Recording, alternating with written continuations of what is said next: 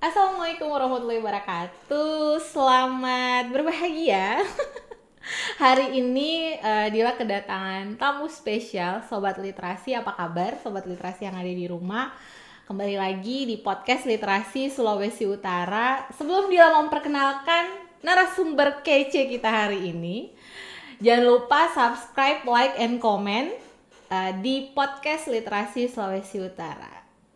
Akhirnya saya ketemu dengan seorang jurnalis senior, salah satu media mainstream terkemuka yang ada di Kota Manado, yang skopnya sampai Sulawesi Utara. Apa kabar Bang Aswin Lumintang? Ya, siap, baik para literasi Sulawesi Utara. Sobat literasi. Sobat literasi, sobat toleransi. Jadi sapaan kita di Literasi Solo tuh sobat literasi. Sobat literasi. Iya, kalau abang ini sekarang kita sebutnya teman bicara. Jadi teman bicara kita kali ini adalah seorang yang luar biasa hebat. Jadi nggak main-main nih waktunya beliau, sobat literasi, karena beliau ini selain seorang jurnalis senior di salah satu media mainstream di Manado, juga mengetuai dan juga menjadi pengurus di beberapa forum. Ada forum kewaspadaan di Manado, kemudian juga yang paling menarik menurut saya itu adalah forum komunikasi pencegahan terorisme gitu ya. Di bidang ngeri sedap ya kalau bacanya. Sebagai kepala bidang media hukum dan hubungan masyarakat. Terus juga yang tidak kalah menarik adalah Komisi Multimedia Sinode Gemim. Wow, ini bukan sebuah jabatan. Saya nggak mau mempromosikan beliau karena beliau nggak mau ada ikut apa-apa. Cuman saya mau kasih tahu bahwa teman bicara kita kali ini tuh pasti akan daging semua. Kalau kata orang Manado, kita akan bicara soal media baru di jagat digital, Bang. Media baru ya Baru di jagat digital. Kenapa kita ngomongin media baru? Karena rasa-rasanya hari ini itu kan mainstream dan tidak mainstream, yang newborn. Hampir tidak kelihatan lagi ya. Hampir tidak terlihat lagi sebuah persaingan atau apa gitu. Saya mau bilang itu persaingan, tapi zaman sekarang nggak ada persaingan. Nampaknya itu menjadi sebuah kolaborasi. Ya. Hari ini abang hadir di sini kan sebuah kolaborasi. Iya. Saya mau tanya dulu perasaan abang. Apa kabar menjadi pembicara? Biasanya kan yang nge-host kan? Yang mengendalikan. Yang mendirect. Sekarang abang yang di-direct. What do you feel? Sebenarnya ini ternyata memang kalau biasa di host kan, saya mengendalikan. Ini kan agak sempat nervous juga. Oh, ternyata akhirnya abang merasakan bagaimana nervousnya. Merasa agak tertekan juga sih. Padahal saya tidak ada niat menekan loh Bang. Oke. Mikir-mikir apa nanti akan apa yang harus saya jawab. Saya kira biasa ya, manusiawi, sangat manusiawi. Iya, sangat manusiawi. Bayangkan sekelas Bang Aswin, Sobat Literasi, beliau masih juga bisa merasakan nervous ya. Oke, baik.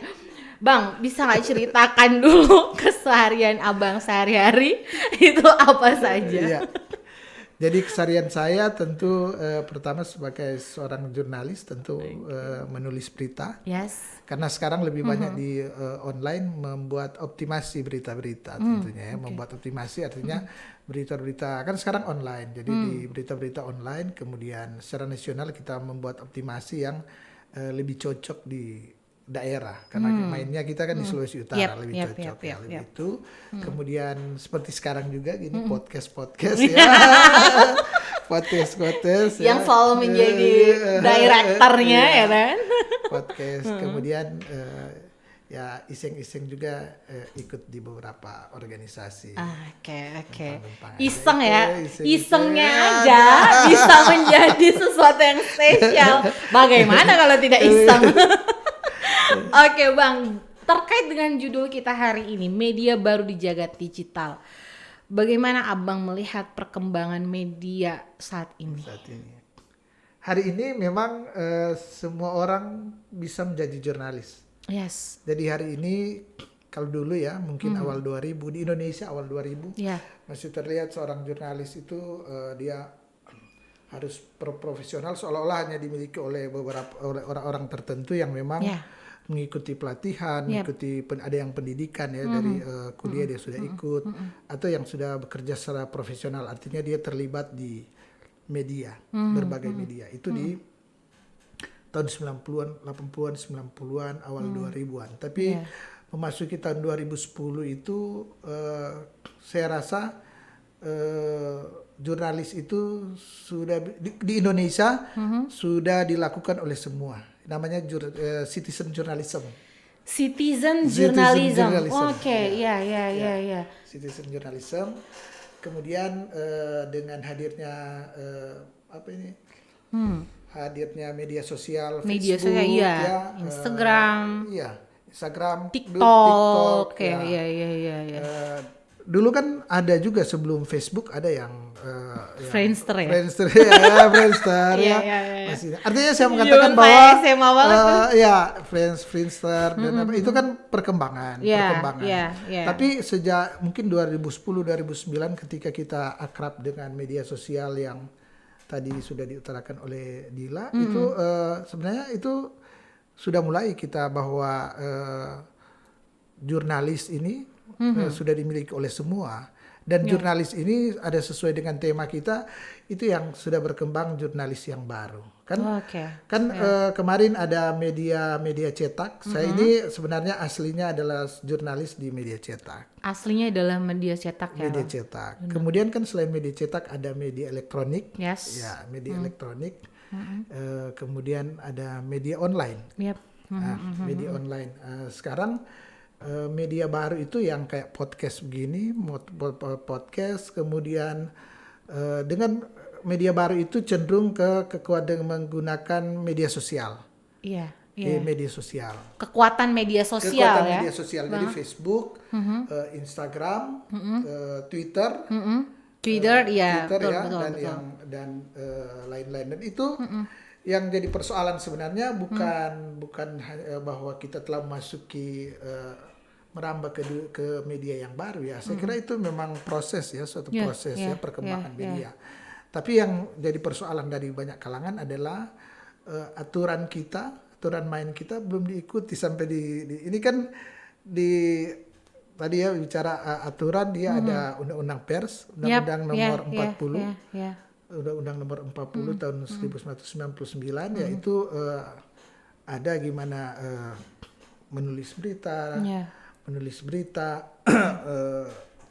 tugas-tugas jurnalistik secara profesional ada di undang-undang pers ini. Tapi dengan adanya yang dikatakan media baru, media digital, tentu sekarang ada undang-undang ITE juga. Tapi kalau saya tidak mau dong masa seorang jurnalis misalnya ketika dia ada kekeliruan kemudian dihantam dengan undang-undang ITE. Bagi saya sebagai pekerja media itu harus dilengkapi, ya, tahu caranya gimana, tapi dilengkapi di undang-undang pers sehingga yang tahu akan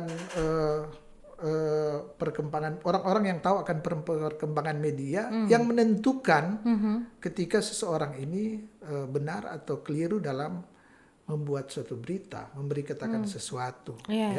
Saya kira itu. Kayak kita hari ini kan di podcast, di media-media tertentu sekarang ada yang live kan, live.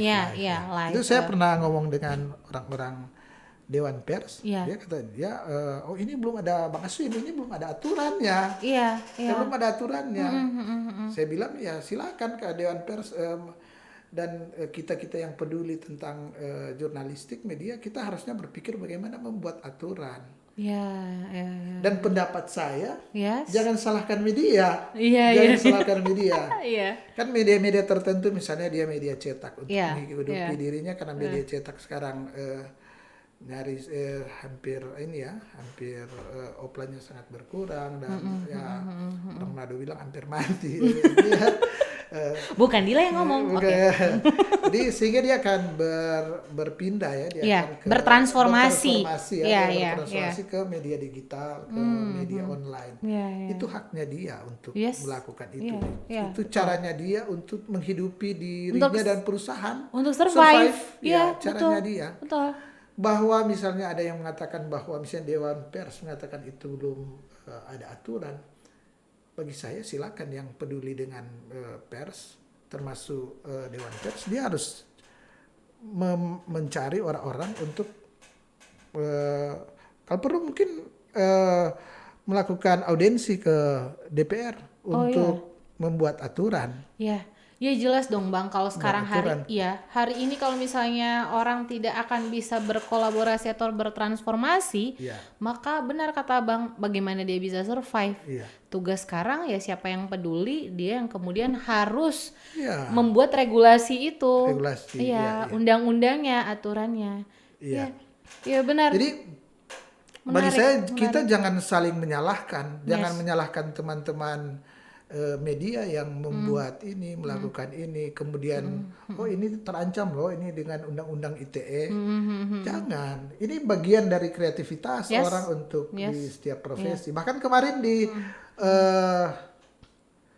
HPN Hari Pers Nasional kemarin Ketua Dewan Pers menyatakan bahwa masa depan media itu ada di metaverse. Sekarang saya mau tanya, apa sudah ada aturan, sudah ada regulasi terkait gimana ketika ada itu? Kan belum ada. Belum ada. Kita mau ke sana. Harusnya menurut saya orang-orang yang pesimis, kenapa ini live langsung itu, live secara langsung melalui Facebook misalnya, itu masih sangat berbahaya. Ada kan yang ngomong gitu bahwa belum bisa. Saya kira bukan persoalan belum bisa karena regulasinya belum ada, tapi kita harus ikuti dong dengan perkembangan zaman. Harus ikuti dengan perkembangan. Perkembangan jagat digital ini semakin hari semakin masif dan berkembang. Kalau tidak kemudian diikuti, maka ketinggalan sudah. Akan susah untuk survive. Persoalannya bahwa masyarakat membutuhkan itu. Kebutuhan. Betul. Jadi selain kebutuhan, perilaku. Masyarakat semakin kritis. Masyarakat kita membutuhkan apa yang terjadi di suatu tempat di Amerika, di Eropa terjadi sekarang, saya harus ketahui sekarang. Betul. Dan seharusnya negara dan kita semua bangga dengan pekerja-pekerja seperti kita ini yang menginformasikan kebutuhan masyarakat secepat-cepatnya. Secepat mungkin.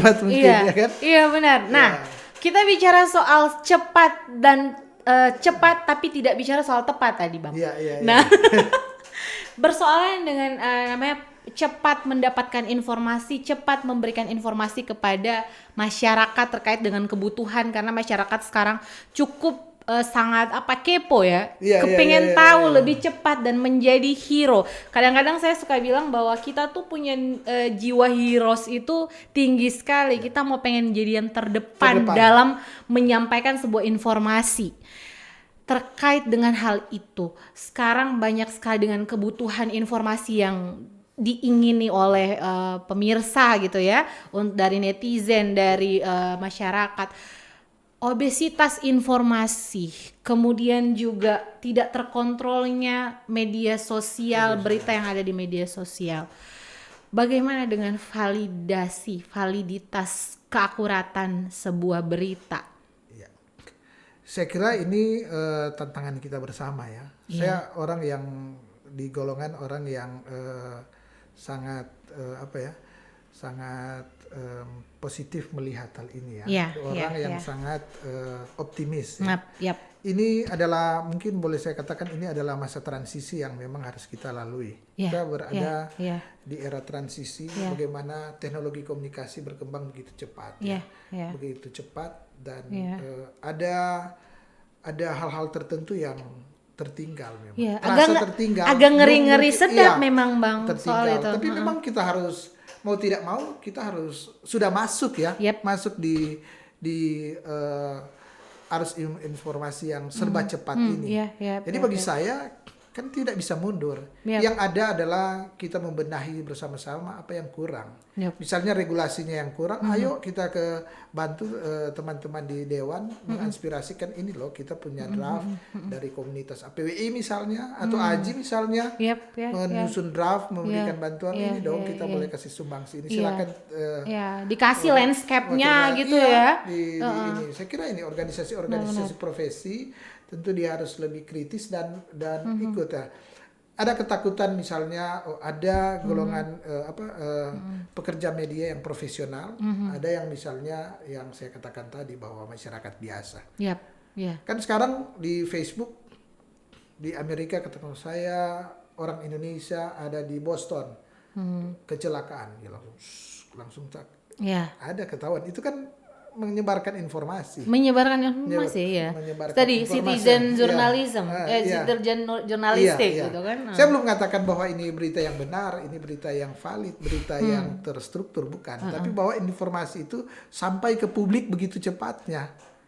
Ya kan? Bahkan ada persoalan rumah tangga, saya orang Indonesia yang tinggal di Eropa, kemudian menikah atau hidup bersama dengan orang ini, dan saya sekarang terlantar atau mungkin ditaruh di Facebook atau di Instagram atau di medsos, dan cepat sekali diketahui. Itu langsung ini oleh berbagai media, sangat cepat.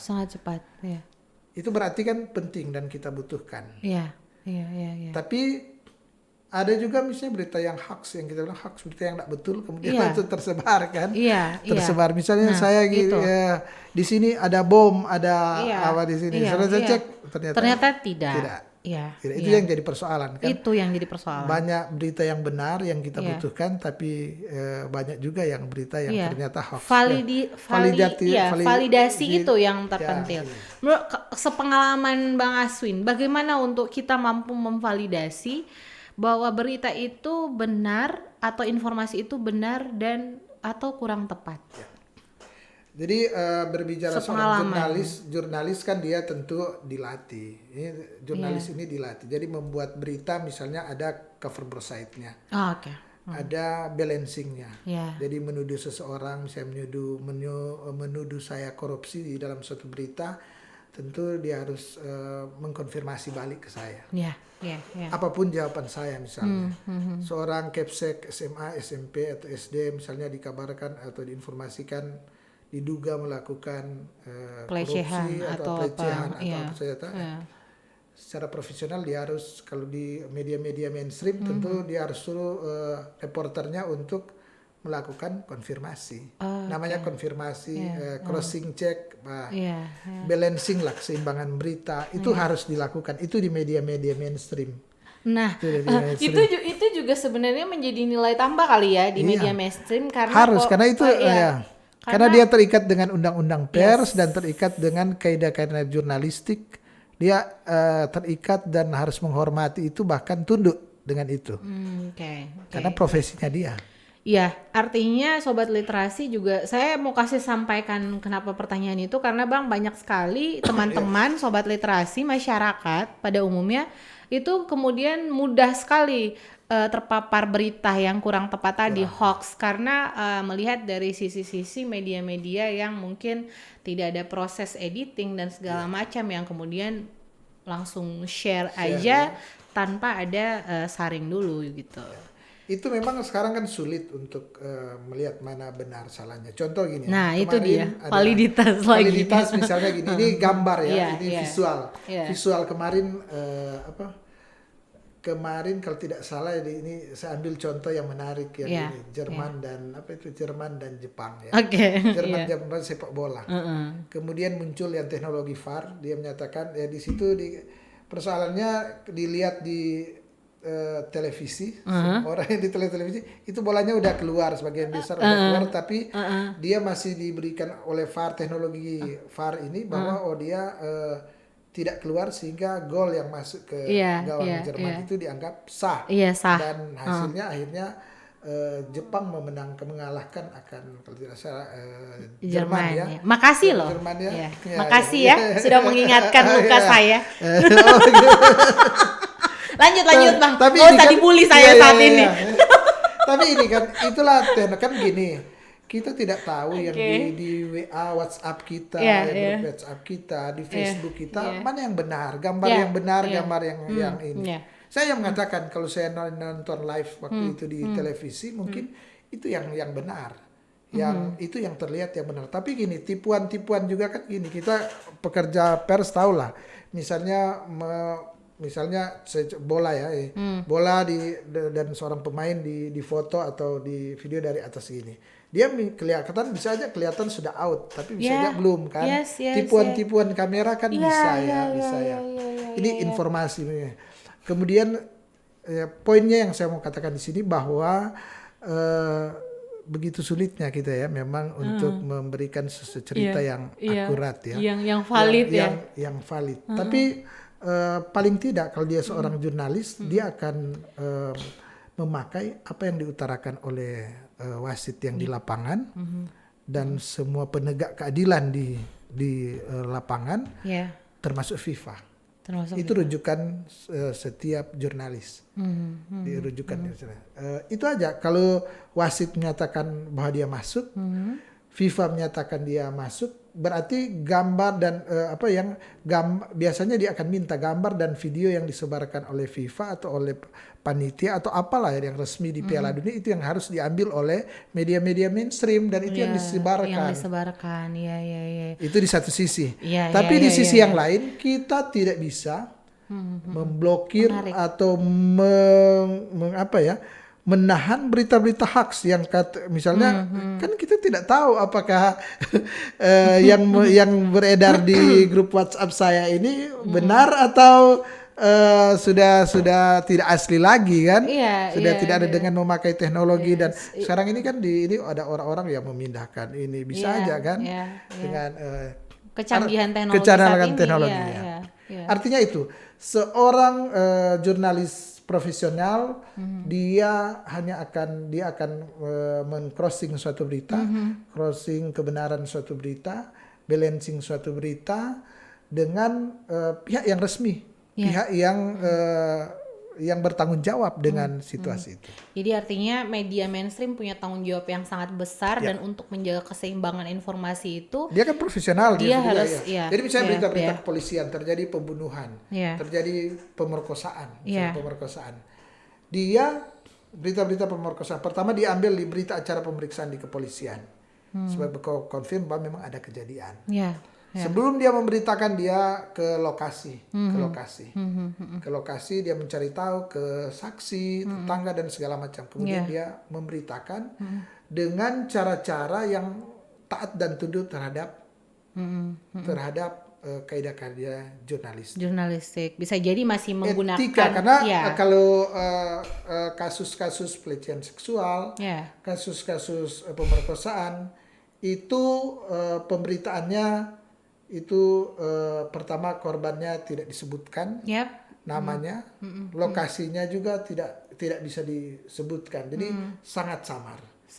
Kenapa begitu? Agar supaya korban ini sudah menjadi korban tidak kita manfaatkan dengan berita kemudian menjadikan dia juga korban. Menambah penderitaan dari dia korban itu ya begitu. Korban. Kalau dia jurnalis profesional dia tahu dan pasti dia akan ikut itu. Itu contoh contoh. Makanya juga tak ayal kan. Tapi saya lihat di beberapa pemberitaan ada online yang saya sempat baca, dia berita acara pemeriksaan di kepolisian dihantam memang semua disalin secara di copy paste malah. Itu fakta bahwa ada kesalahan jurnalistik etika jurnalistik yang dilakukan oleh teman-teman yang menurut saya sebenarnya masih membutuhkan pelatihan mungkin dan apa-apa. Menarik. Ketika memang hal itu kemudian terjadi, salah satunya kan tidak hanya kemudian korban yang dirugikan sebenarnya, tapi pembaca juga, masyarakat juga sebenarnya yang harusnya mereka tidak mengolah informasi itu mereka harus jadi mengolah itu dan akhirnya menjadi hal yang bisa jadi positif, bisa jadi negatif. Dan jangan lupa pembaca, pemirsa atau yang mengkonsumsi berita itu dengan latar belakang berbeda. Dan benar, menarik. Nah, yang pertanyaanku apa yang harus ditindaki oleh Aji sebagai bagian yang paling terpenting di media-media. Apakah semua media itu kemudian sudah terdaftar di? Pertama tentu yang bahayanya adalah menulis begini, yang pertama korban dulu. Kalau dia korban, dia merasa dirugikan, dia mempunyai hak untuk lapor sebagai warga negara. Dia dulu dong yang melapor. Dia melapor bahwa dengan tulisan ini saya merasa menjadi lebih korban, saya dilecehkan, ini pokoknya segala macam lah, dia membuat merusak, lebih merusak masa depannya. Dia melaporkan ya bisa kena ya itu bisa ya. Bisa kena. Tapi tentu gini, media kita, jurnalistik kita memang saat ini lagi sakit memang.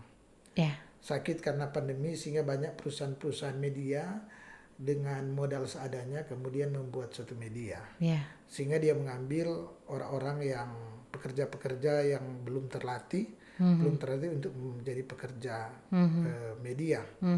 Sehingga akhirnya membuat kekeliruan-kekeliruan dalam pembuatan berita-berita, pembuatan berita-berita. Ini mungkin jadi tanda awas ya, karena di Dewan Pers kemarin ya, saya itu ada sekian puluh ribu, ada 200 ribu atau berapa media yang ada ya, dengan pekerja-pekerja medianya yang profesionalitasnya diragukan. Itu fakta hari ini ya.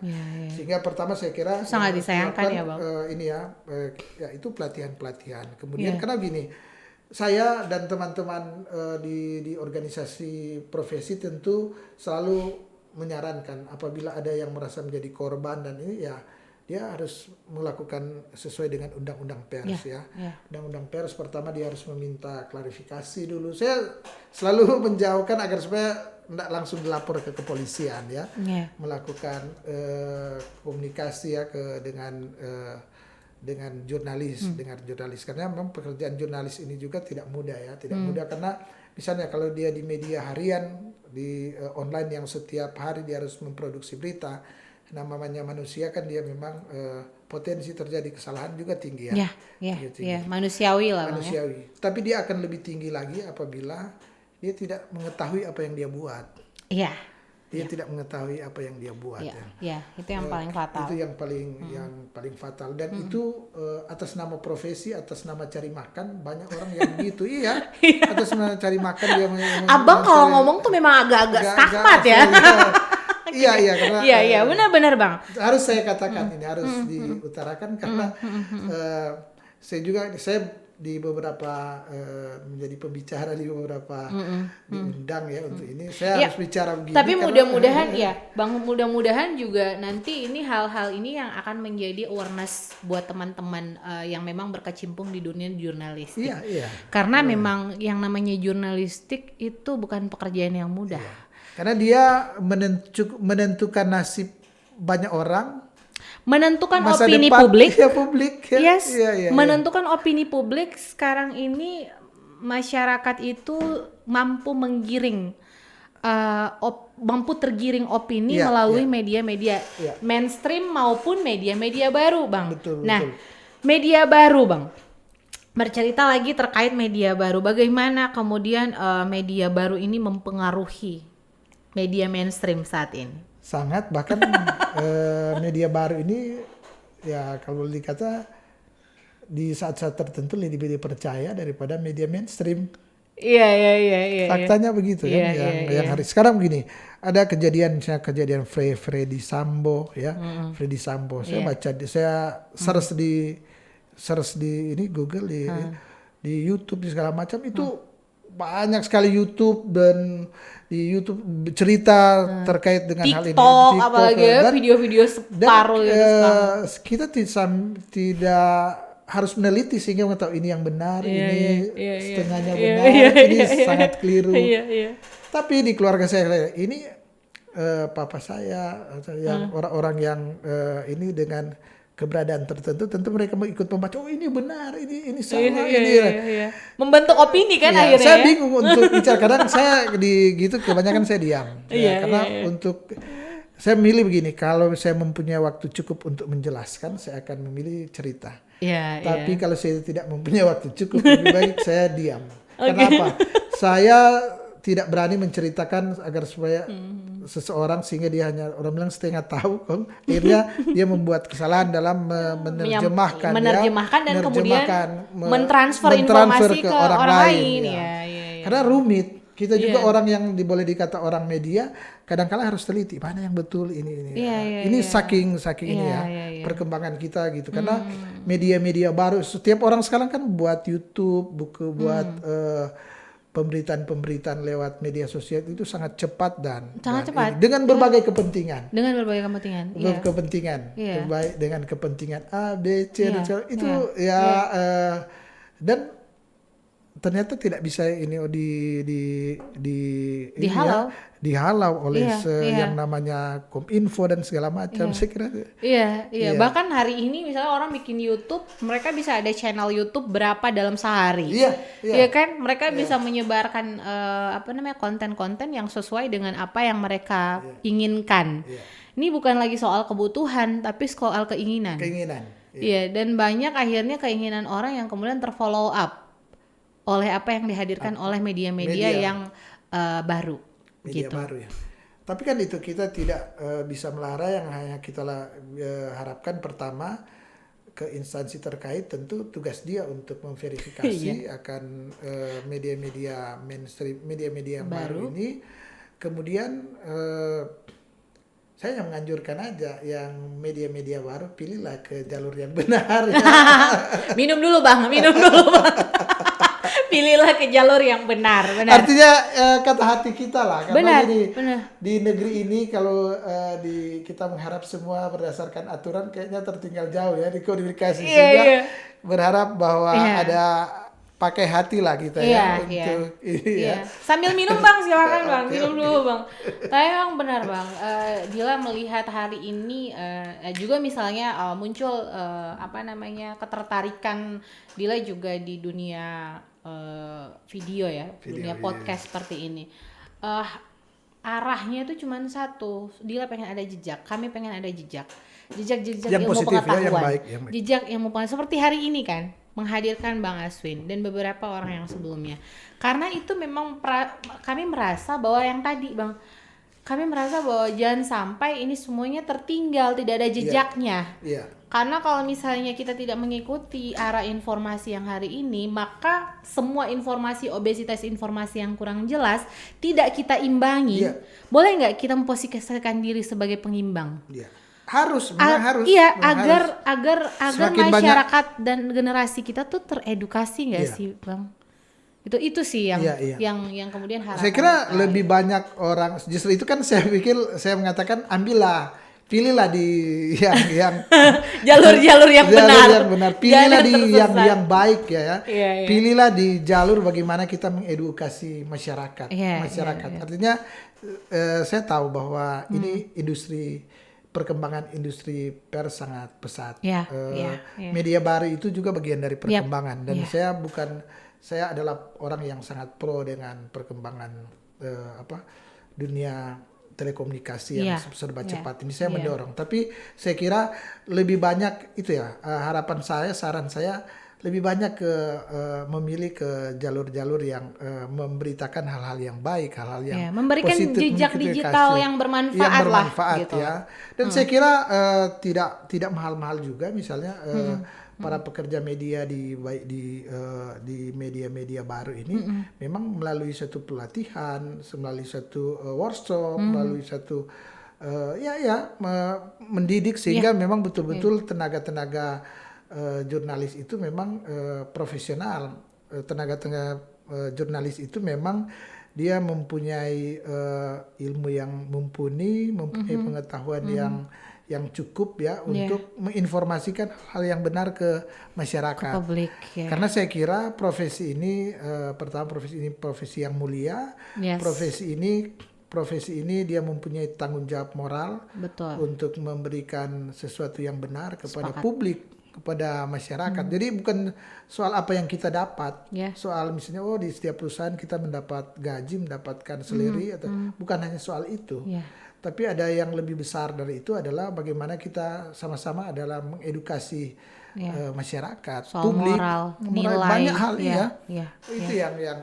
dan Justru itu kan seorang pekerja media, pekerja pers tentu dia akan mengasah terus pengetahuannya dia karena kita tiap kali mengikut tentu saya sendiri merasa selalu tertinggal, merasa ilmu dengan teman-teman yang lebih muda dengan lebih inilah ya. Jadi saya kira seorang pekerja pers dia harus terus mengasah kemampuan dia sehingga dihargai kan, dihargai. Kita kan butuh juga dihargai oleh publik dengan karya-karya kita yang baik. Bahwa ada di sebelah sana di samping kiri kanan kita misalnya memberitakan yang hoax, memberitakan dengan asal-asalan. Saya kira itu dengan sendirinya dia akan selesai dengan sendirinya. Karena begini, berita-berita mungkin di satu saat, di suatu waktu tertentu, berita-berita hoax yang diproduksi oleh seseorang atau kelompok A, kelompok B atau kelompok C, dia mungkin membuat dia booming tempatnya itu. Tapi saya kira akan lama-lama orang akan bosan dan akan menjauhi sendiri. Dan orang tetap akan memilih media mainstream yang memang dia memberitakan sesuatu, ada cover site-nya, ada balancing beritanya, ada saya kira kan esensi manusia dia akan hakikinya dia akan mencari mana yang benar, mana yang betul, mana yang faktual. Hal itu yang dia akan cari. Sehingga kalau kita hanya sekedar bombastis untuk membuat istilah sekarang viral sesaat, oke, mungkin itu kita akan mengeruk keuntungan, tapi saya yakin dia tidak akan lama dia akan ditinggalkan oleh penonton, netizen, dia akan itu. Karena pada hakikatnya kan manusia mau mencari sesuatu yang benar ya. Dia ingin mana yang betul, yang valid. Kan di awal kita sudah cerita bahwa orang suka di kejadian di Eropa, Amerika diketahui secepat-cepatnya. Tapi setelah itu dia butuh akurat ini tidak. Awalnya mungkin tapi dia betul ini. Bagaimana sebenarnya yang terjadi? Dia akan ini. Terjadi pengeboman di WTC misalnya atau dia gimana sebenarnya? Oh ini.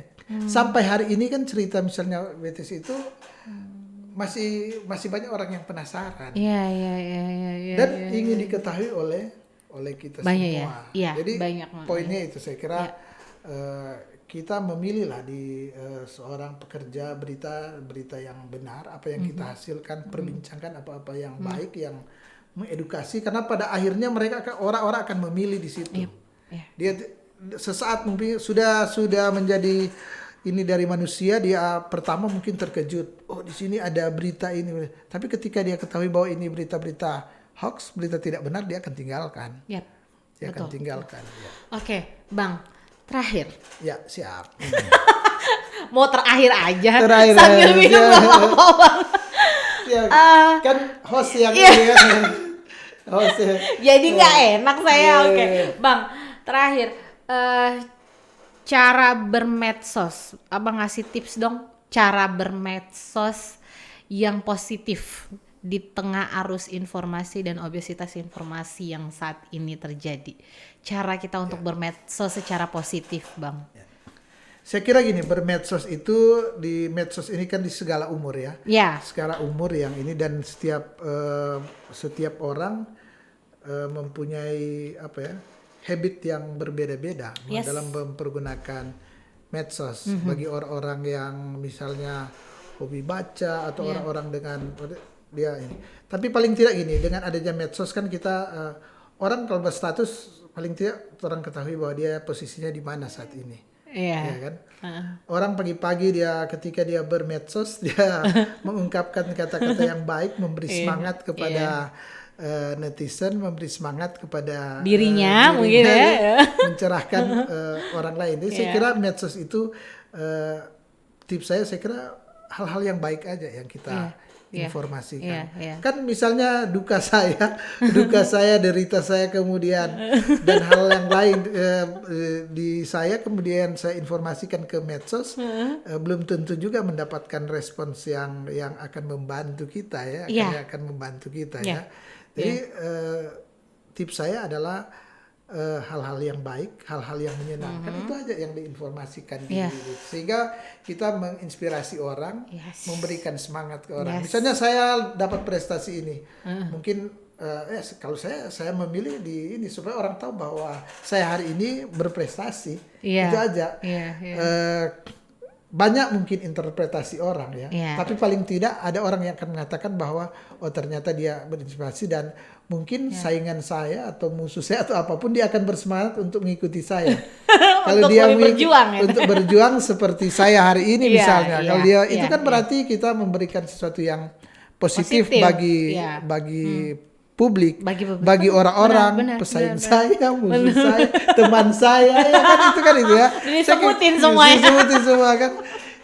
Saya kira itu yang harus ini, daripada kan misalnya saya lagi marah dengan misalnya marah di tempat pekerjaan atau marah di rumah atau di organisasi, kemudian saya ini sampaikan di media sosial, dia pasti feedbacknya itu kebanyakan menurut saya gak bagus untuk kita dan untuk orang banyak ya. Sehingga poin saya adalah, saran saya bahwa medsos itu adalah tempat untuk menceritakan hal yang baik, mencitrakan hal-hal yang positif. Kita gunakan. Saya memilih di jalur itu. Memilih di jalur itu ya. Patut dicontoh. Dan itu penting, menceritakan hal-hal yang baik dan kemudian menginformasikan hal-hal yang menyenangkan gitu. Agar juga vibes, kalau kata anak sekarang vibes-nya itu positif ya. Iya. Oke, Bang Aswin, tidak terasa kita sudah sampai di penghujung kesempatan hari ini dan mudah-mudahan saya sih berharapnya tidak hanya hari ini tapi akan ada sesi-sesi selanjutnya karena menarik sekali. Saya dapat banyak pengetahuan hari ini dari Bang Aswin terkait dengan judul kita hari ini, media baru ya di jagat. Bagaimana kita kemudian memberikan hal-hal yang positif, literasi media baru di jagat digital. Oke, baik Sobat Literasi, tidak terasa kita sudah di akhir acara hari ini, akhir podcast kita hari ini, dan mudah-mudahan kita akan ketemu lagi dengan narasumber atau teman bicara. Narasumber kayaknya terlalu berat karena kita sangat santai bicaranya. Kita bisa ketawa-ketawa happy-happy di sini. Dan terima kasih banyak Bang Aswin sudah memberikan kesempatan Dila untuk banyak belajar juga, mendapatkan ilmu pengetahuan, dan juga Sobat Literasi yang ada di rumah. Terima kasih, jangan lupa subscribe, like, and comment di podcast Literasi Sulawesi Utara. Jangan lupa nonton sampai habis karena semua ini DP nama daging. Tidak ada yang menguap. Oke, terima kasih. Salam literasi. Bye.